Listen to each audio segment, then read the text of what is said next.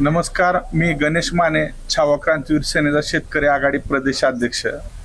आज आम्ही कार्यकारी अभियंता विजय पाटील साहेब यांना छावा क्रांतीवीर सेनेच्या वतीने एक निवेदन दिलं आहे। महावितरण कंपनीकडून जे प्रीपेड वीज मीटर बसवण्याचे काही घाट घातलेला आहे राज्यामध्ये, तो बंद करून पहिला होता तसा मीटर ठेवण्याची आम्ही विनंती केली आहे। त्यांनी हे ह्या तुमच्या तीव्र मागण्या वरिष्ठांना पोहोचवण्याचं आम्हालाही आश्वासन दिलं आहे। हे जे काय अदानी कंपनीला प्रीपेड बसवण्यास जे शासनानं काय हे दिलेलं आहे, मीटर बसवण्याचं जे काय ठेका, हे रद्द करून पहिले मीटर होते ते बस राहावे। कारण याच्यामुळे हजारो तरुण बेरोजगार होऊन राहत महाराष्ट्रातील।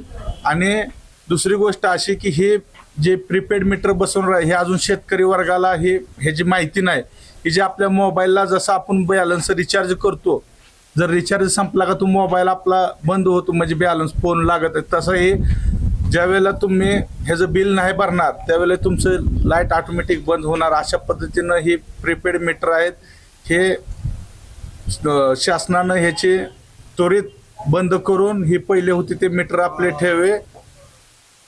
आपल्याला ह्याच्यातून आज शेतकरी मोठा वर्ग आहे राज्यामध्ये। आज शेतकऱ्याचं कुठलं भरवशिक पीक नसतंय किंवा भरवशिक येणं नसतंय। आज ते 2-3 महिन्यातून त्यांचं एखादं पीक असेल ते घेतलं जातं, त्याच्यातून उत्पन्न मिळालं जातं, त्याच्यातून ते शेतकरी वर्ग लाईट बिल वगैरे भरले जातात। परंतु आता हे जे शासनानं जे काय गाठ घातलेला आहे, हो त्वरित ह्याचा निर्णय रद्द करून हे पहिलं होतं ते मीटर राहू द्यावं।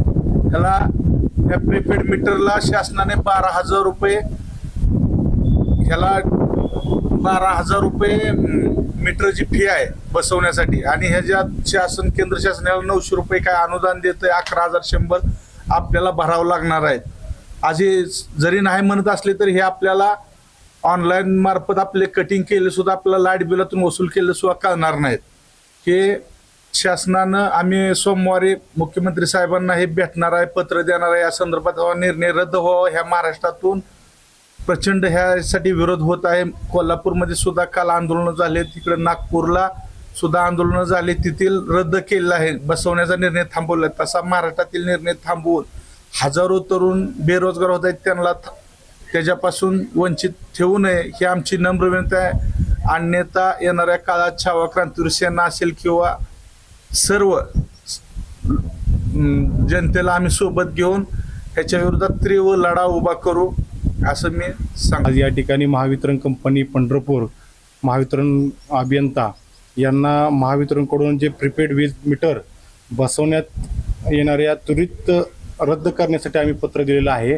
ग्रामीण भाग असतील, शहरातील असतील, हे बेरोजगार जी रेडिंग घेतात महाराष्ट्रातील तरुण, यांना बेरोजगार म्हणून परत त्यानंतर काम भेटणार नाहीये, तरी तात्काळ यांनी मीटर जे बसवण्याचं टेंडर घेतलेलं अदानी ते रद्द करावं। येत्या काळामध्ये आम्ही देवेंद्र फडणवीस साहेब असतील त्यांना पत्र देऊन जर ते नाही रद्द झालं तर आम्ही लढा उभा करू, यासाठी एवढं सांगू।